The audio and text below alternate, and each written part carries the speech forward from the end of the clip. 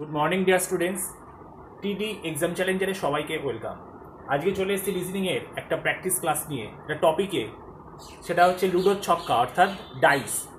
এই ডাইস থেকে প্রত্যেকটা পরীক্ষাতেই প্রশ্ন আসে, খুবই সোজা একটা চ্যাপ্টার। আমরা জাস্ট অল্পের মধ্যে যতটা সহজে এই চ্যাপ্টারটা আমরা বোঝার চেষ্টা করব, ততটাই আমরা এক্সামে এই ধরনের প্রশ্নগুলো এই চ্যাপ্টার থেকে খুব সহজে করতে পারবো।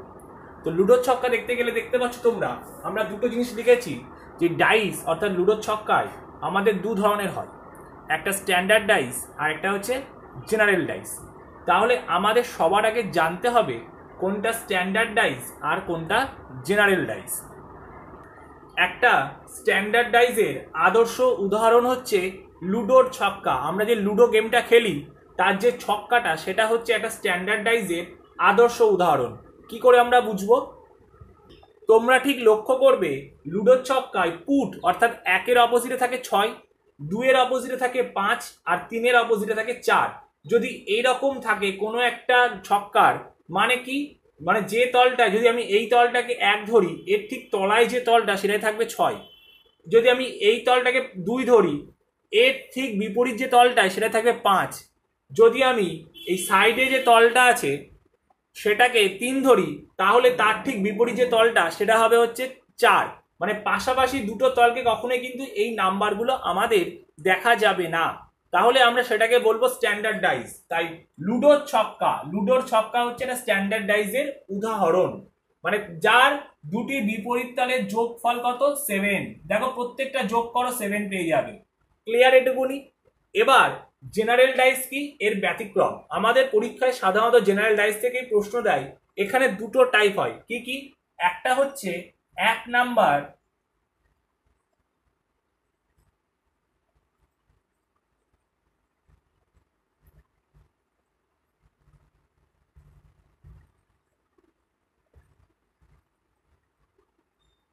কি দিলাম, একটাই দিয়েছে হচ্ছে 1 নাম্বার ডিজিট কমন, আর একটাই হচ্ছে 2 নাম্বার ডিজিট কমন। আমরা আস্তে আস্তে দেখব যে এই দুটো ব্যাপার কি বলতে চাইছে। চলো আমরা একটু দেখে নিই। আচ্ছা, এবার তোমরা বলো তো, আমি ঠিক দুখানা ডাইসকে এঁকেছি, এই দুটো ডাইসের মধ্যে আমাদের কোনটা জেনারেল ডাইস আর কোনটা স্ট্যান্ডার্ড ডাইস? সবার আগে এই চিনতে শিখতে হবে যে কোনটা আমাদের স্ট্যান্ডার্ড, কোনটা হচ্ছে আমাদের জেনারেল। একটু আগে এই ক্লাসে কিন্তু আমি বললাম প্রথমের দিকে, ডাইসের দুটি বিপরীত তলের যোগফল সবসময় হবে কত? 7। এবার দেখো, এটা এটা কিন্তু একটা তল আর এটা একটা তল, তাই তো? তাহলে এরা কিন্তু পাশাপাশি তল। তাহলে 2-এর বিপরীতে থাকে 5, তাহলে 2-এর সাথে কখনোই 5কে দেখা যায় না, তাই তো আমাদের স্ট্যান্ডার্ড ডাইসের ক্ষেত্রে। তাহলে এটা কিন্তু কখনোই স্ট্যান্ডার্ড না। এটা কি ডাইস পেলাম? এটা আমরা পেলাম জেনারেল ডাইস। আর স্ট্যান্ডার্ড ডাইস কোনটা? তাহলে অবশ্যই দেখো 3-এর অপোজিটে 4 থাকে, 4 তো নেই। 5-এর অপোজিটে 2 থাকে, 2ও নেই। 6-এর অপোজিটে 1 থাকে, নেই, মিসিং। তাহলে এটা আমাদের হয়ে গেল স্ট্যান্ডার্ড। ঠিক আছে? তাহলে বুঝতে পারলে? এইভাবে তোমরা আগে শেখার চেষ্টা করবে। দেখো তোমরা দেখতে পাচ্ছ আমরা ঠিক দুটো ডাইস নিয়েছি। এখানে বলেছে 1 নাম্বার কমন, মানে দেখো দুটো ডাইসে আমার একটা ডিজিট কমন আছে। যদি এ ধরনের প্রশ্ন পরীক্ষা দেয়, আমরা কি করব? দুটো ডাইসের মধ্যে যে 1 নাম্বার ডিজিটটা আমার কমন আছে সেটাকে নিয়ে আমরা ক্লকওয়াইজ ঘোরাবো আর নিচে নাম্বারগুলোকে বসাবো পরপর। তাহলে এখানে আমরা দেখতে পাচ্ছি 2 কমন, 2 কিভাবে ক্লকওয়াইজ ঘুরিয়ে দেবো? এখানে 2 আছে, এখানে 2কে পরপর ক্লকওয়াইজ ঘোরাবো। তাহলে এখানে পরপর লিখতে গেলে কত হবে? 2, তারপর 1, তারপর 3। এখানটায় কত হবে? 2, তারপর 4, তারপর 5। আমরা বলতে পারবো 3-এর অপোজিটে 5 অথবা 5-এর অপোজিটে 3 আছে, 4-এর অপোজিটে 1 অথবা 1-এর অপোজিটে 4 আছে। এবার দেখো পরপর 2 এখানে আছে। আমাদের তো 6টা তল বলেছি, তাহলে একটা নাম্বার কিন্তু মিসিং আছে। সেটা কোনটা? সেটা কিন্তু হচ্ছে 6। তাহলে যে নাম্বারটা মিসিং হবে সেটাই হচ্ছে তলায় বসে যাবে। আমরা বলতে পারবো 2-এর অপোজিট সংখ্যাটা হচ্ছে এই 6। বোঝা গেল? এইভাবে তোমরা কিন্তু প্র্যাকটিস করবে, মানে এই টাইপের গুলো এইভাবে করতে হয়। চলো তাহলে এরকমই আরেকটা দেখে নি আমরা কি আসছে। পরে যে প্রশ্নটা বলেছে দেখতে পাচ্ছ, দুটো ডাইস দিয়ে দিয়েছে, 3-এর অপোজিটে কে আছে, সেম জিনিস একটু আগে যেটা বোঝালাম সেটাই। তাহলে কি করব? যে নাম্বারটা আমার কমন সেটাকে নিয়ে আমরা ক্লকওয়াইজ ঘুরিয়ে নাম্বারটাকে পরপর লিখে দেবো। তাহলে এখান থেকে ক্লকওয়াইজ ঘোরালে প্রথমটাই 3 পাবো, তারপর 6, তারপর 2, এখানটায় 3, তারপর 5, তারপর 4। তাহলে দেখো 2 এর অপোজিটে 4 বা 4 এর অপোজিটে 2, এখানে 6 এর অপোজিটে 5, একটা নাম্বার মিসিং আছে, কোনটা? 1 মিসিং আছে। আমরা বলতে পারবো 3 এর অপোজিটে 1 আছে। আমাদের এ ধরনের প্রশ্নগুলো কিন্তু সব সময় তোমাকে জেনারেল ডাইস থেকেই দেয়, কখনো স্ট্যান্ডার্ড ডাইস থেকে দেয় না। তাই এই বিষয়ে কোনো ঘাবড়ানোর ব্যাপার নেই। আমরা 1 নাম্বার ডিজিট দেখে নিলাম যে কমন হয়ে গেল। এবার আমরা দেখব যে 2 নাম্বার, মানে যদি একটা পরপর দুটো ডাইস দেয় সেখানে দুটো করে ডিজিট কমন থাকে, তাহলে সেক্ষেত্রে আমরা কি করব, চলো আমরা দেখে নিই। এবারে আমরা দেখতে পাচ্ছি এখানে বলেছে 2 নাম্বার, মানে দুখানা ডাইস দিয়েছে, সেখানে তোমার দুটো করে ডিজিট কমন আছে, খুব ভালো করে লক্ষ্য করো। এক্ষেত্রে তাহলে আমরা কি করব, আর আমাকে প্রশ্ন চেয়েছে 5 এর অপোজিট কে আছে সেটা তোমাকে বের করতে। তাহলে খুব ভালো করে শুনে নাও, যখন তোমাকে দুটো ডাইস দেবে এবং সেখানে দুটো করে নাম্বার কমন থাকবে, সেক্ষেত্রে আমরা কি করব, যে সিঙ্গেল নাম্বার দুটো পড়ে থাকে তারা পরস্পরের বিপরীত হয়। রুলসটা বোঝা গেল? তাহলে এক্ষেত্রে আমরা দেখতে পাচ্ছি, দেখো এখানে 3 আর 2 কমন আছে, এখানেও 3 আর 2 কমন। তাহলে এই 1 আর 5 এরা পরস্পরের বিপরীত। তাহলে 5 এর অপোজিট কে আছে? আমার উত্তর হয়ে যাবে 5 এর অপোজিটে 1 আছে। ক্লিয়ার? বোঝা গেল? চলো এই টাইপেরই কিছু প্রশ্ন আমরা প্র্যাকটিস করে নিই। যদি এবার এখানটায় বলে, দেখতে পাচ্ছ দুটো লুডোর ছক্কা দিয়ে দিয়েছে, তার দুটো করে ঘর কমন, একই লজিক একই টাইপে আমাদের সলভ করতে হবে। কি করব, দুটো করে ঘর কমন, 5 আর 3 কমন আছে, 5 আর 3 কমন। তাহলে পরপর যে সিঙ্গেল নাম্বার দুটো পড়ে থাকছে তারা পরস্পরের বিপরীত। তাহলে 6 এর বিপরীত কত আছে? 2 আছে। বোঝা গেল? খুব সোজা একটা চ্যাপ্টার, পরীক্ষায় 1 নাম্বার থেকে 2 নাম্বার হয়তো দেয়। তাহলে মোটামুটি আমরা এই লুডোর ছক্কার এই জায়গা থেকে আমরা কভার হয়ে গেল। তাহলে এবার দেখবে অনেক সময় তোমাদের পরীক্ষায়, যে সেন্ট্রাল লেভেল বলো বা স্টেটেরও, তোমাকে 3-4টে ডাইস দিয়ে সলভ করতে দেয়। তাহলে সেই টাইপগুলো প্রশ্ন দিলে আমরা কি করে সলভ করবো, চলো একটু দেখে নিই। তোমরা 4টে ডাইস দেখতে পাচ্ছ, পরপর দিয়ে দিয়েছে। প্রশ্ন বলেছে 3 এর বিপরীতে কে আছে। খুব ভালো করে আগে লক্ষ্য করো ডাইসগুলোর দিকে, কেন অনেক সময় দেখবে যদি 4টে ডাইসের মধ্যে দুটো ডাইসের দুটো করে ডিজিট কমন পড়ে যায়, তাহলে আমরা খুব সহজেই বলতে পারবো যে এই নাম্বারটা ওই নাম্বারের অপোজিট আছে। আমরা কিন্তু সেই কনসেপ্টটাও কিন্তু তোমাদের অনেক সময় এ ধরনের প্রশ্ন সলভ করতে কাজে লাগে। তাই খুব ভালো করে লক্ষ্য করো, তারপর আমি তোমাদেরকে এটা বুঝিয়ে দিচ্ছি এক্সাম হলে এরকম থাকলে খুব সহজে আমরা কিভাবে সলভ করব। তাহলে সবার আগে আমাদের এই কনসেপ্টে আসতে হবে, এই 4টের মধ্যে কোন দুটোকে নিয়ে কাজ করলে আমাদের উত্তরটা তাড়াতাড়ি চলে আসবে। আমরা কিন্তু এই দুটোর থেকে দেখো তো খুব একটা কি সুরাহা পাচ্ছো? তার থেকে বরং যদি আমি 2 আর 3কে নিয়ে কাজ করি তাহলে আমরা একটা পজিটিভ অ্যান্সার পেতে পারি।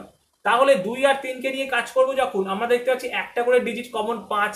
তাহলে আমরা শিখেছি একটা করে ডিজিট কমন থাকলে কি করতে হয়, বসিয়ে দিই পরপর 5, 3, 1। তাহলে 2 এর অপোজিটে 1, 4 এর অপোজিটে কে থাকছে 3, আর 5 এর অপোজিটে কে থাকবে? 5 এর অপোজিটে 6 থাকবে।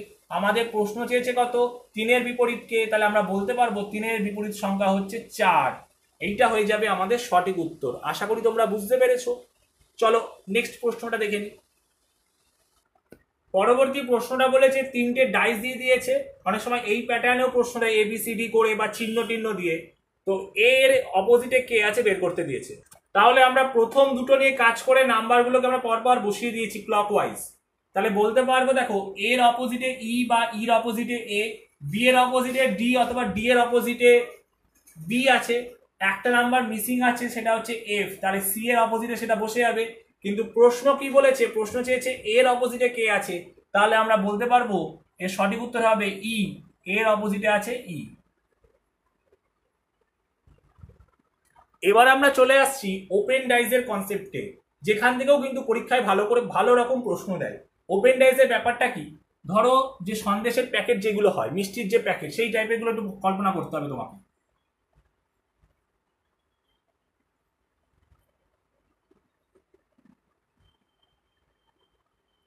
ঠিক আছে?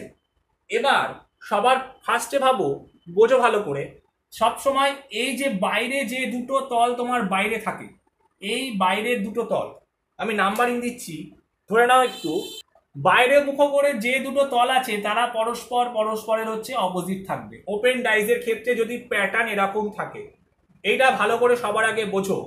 তারপর কি হয়, তারপর হয় হচ্ছে স্টেপ জাম্প। কিরকম দেখে নাও ভালো করে। তারপর হচ্ছে বি এর সাথে এটা হবে, সি এর সাথে এটা হবে, বোঝা গেল? আর এই দুটো পরপর বাইরের দিকে এরা পরপর অপোজিট থাকে। যদি তোমাদের এরকম প্যাটার্নের থাকে তাহলে কি হবে, সব সময় কি বলেছি, এটা আর এটা পরস্পর বিপরীত। তারপর হচ্ছে 1-এর অপোজিটে হয় 4, আর 3-এর অপোজিটে হবে 6। তাহলে 2-এর অপোজিটে 5 পেলাম, 1-এর অপোজিটে 4, আর 3-এর অপোজিটে পেয়ে গেলাম 6। বোঝা গেল? যদি ডায়াগ্রামটা এরকম থাকে তাহলে আমরা কি করব, সব সময় মাথায় রাখবে এখানে এক ঘর করে স্টেপ জাম্প হবে। 1-এর অপোজিটে 3, 2-এর অপোজিটে কত হবে 5, 4-এর অপোজিটে হবে 6। বুঝতে পারলে? আমি লিখে দিচ্ছি, 1-এর অপোজিটে 3, 2-এর অপোজিটে কত হবে 5 হবে, 4-এর অপোজিটে হবে 6। ক্লিয়ার? তাহলে পরীক্ষায় চলো দেখে নিই এই ওপেন ডাইস থেকে কি টাইপের প্রশ্ন তোমাদের আসে। তোমাদের পরীক্ষাতে ওপেন ডাইস থেকে এ ধরনের প্রশ্ন দিতে পারে। কি দিয়েছে, নিচের কোন ছক্কাটি খোলা অবস্থায় এই ছক্কাটি তৈরি হবে। মানে আমাদের দেখো এখানে 4টে ছক্কা দিয়ে দিয়েছে, সেই ছক্কাটাকে খুলে দিলে, ওপেন করলে আমার ঠিক এই ধরনের একটা ডাইস তৈরি হবে। তাহলে এই কনসেপ্টটা একটু আগে বোঝালাম, যারা বুঝতে পেরেছো তারা খুব সহজেই এখানকার উত্তরটা করতে পারবে। সব সময় মাথায় রাখবে, এক্ষেত্রে এটাকে যদি আমরা বন্ধ করি তাহলে 5 আর 3 তারা পরস্পর বিপরীতে থাকে। আমরা সব সময় এখানে অপশান টেস্ট করব, তাহলে 5 আর 3 কখনোই পাশাপাশি থাকতে পারে না, অপশান বি কে আগেই কেটে দিলাম। তারপর কি করব, 2 এর সাথে 4 আর 1-এর সাথে 6, তাহলে 2 এর সাথে 4 অপশান সি কি হতে পারে, আর 1-এর সাথে 6 হতে পারে। দেখে নাও, খুব সহজেই তো কিন্তু আমাদের উত্তরটা চলে আসছে। 2 আর 4 আমরা কি বলেছিলাম, এরা পরস্পর বিপরীত থাকবে আর এরা পরস্পর বিপরীত থাকবে, তাহলে 2 আর 4ও পাশাপাশি থাকতে পারবে না, আর 1-এর সাথে 6ও পাশাপাশি থাকতে পারবে না। উত্তর চলে আসলো কোনটা, অপশান এ। আমরা কিন্তু পরীক্ষার হলে ঠিক এইভাবেই অপশান টেস্ট করে আমরা এই ওপেন ডাইজের প্রশ্ন খুব সহজে সলভ করতে পারবো। তোমরা এইভাবে প্র্যাকটিস করো, কোনো অসুবিধা হলে ক্লাসে তো অবশ্যই বলবে, আমরা দেখিয়ে দেবো। প্রত্যেকটা টপিক তোমাদেরকে ধরে ধরে করানো হচ্ছে, তোমরা এইভাবেই করো। যারা আমাদের পেড ব্যাচে ভর্তি হতে চাও, আমাদের যে স্ক্রিনে আমাদের অ্যাডমিশন যে নাম্বারটা আছে সেই নাম্বারে একবার মেসেজ করে নিও। প্রত্যেকটা দিন আমরা কানেক্টেড থাকার চেষ্টা করি, এবং আমরা যে পড়াগুলো দিই সেটা সপ্তাহের শেষে তোমাদেরকে পড়া ধরি। আমরা দায়িত্ব সহকারে বলতে পারি, আমাদের মতো করে প্রত্যেকটা ক্লাসের শেষে, মানে সপ্তাহের শেষে স্টুডেন্টদেরকে পড়া ধরা, তাদের অবস্থান কীরকম আছে না আছে, এটা খুব কম জায়গাতেই করে। তাই যারা ভর্তি হতে চাও, যারা ভাবছো যে আমাদের কাছে পড়বে, তারা আমাদের যে স্ক্রিনে নাম্বারটা আছে 9064880124 এই নাম্বারে একবার হোয়াটসঅ্যাপ করে নিও। ক্লাসটা আজকে এখানে শেষ করছি। তোমাদের ক্লাসটা কেমন লাগলো জানিও। আর যারা আমাদের পেড ব্যাচের ছাত্রছাত্রী আছে, তোমাদের প্র্যাকটিস ক্লাস তো পাচ্ছই, এর সাথে সাথে এই টপিকের ওপরই তোমাদের কিছু প্র্যাকটিস আমি হচ্ছে পিডিএফ গ্রুপে শেয়ার করে দিচ্ছি, সেগুলো তোমরা সলভ করো। ক্লাসটা এখানেই রাখছি, প্রত্যেকে ভালো থেকো। নতুন কোনো টপিক নিয়ে আবার তোমাদের সাথে কোনো একটা ক্লাসে দেখা হবে। Tata, take care.